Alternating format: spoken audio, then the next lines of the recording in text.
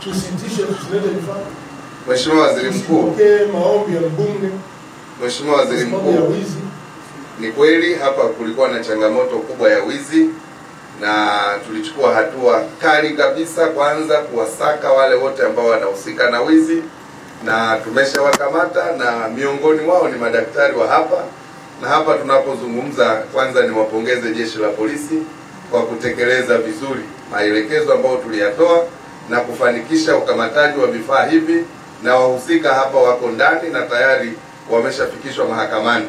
Lakini niungane na wewe kwamba tabia hii ni mbaya, inafaa kulaaniwa, kwa sababu maadili ya utumishi wa umma hayaruhusu madaktari na watumishi hata wananchi kujihusisha na wizi, kwa sababu vifaa hivi vimeletwa maalum kabisa kwa ajili ya kuwahudumia wananchi. Kwa hivyo kwa wilaya hii nimesikitika, tumechukua hatua, lakini pia nimemwelekeza katibu tawala wa mkoa.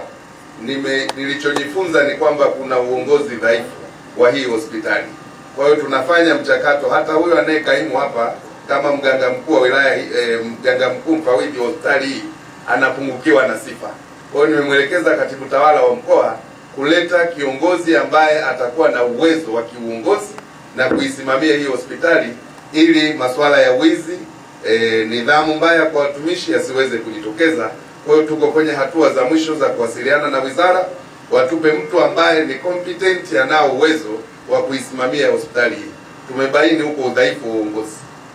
Vizuri sana, kwa sababu taaluma hii ni taaluma ya watu ambao kwanza wanatakiwa kuwa na huruma, lakini mbili, lazima wajue kwamba wako hapa kuokoa maisha ya watu.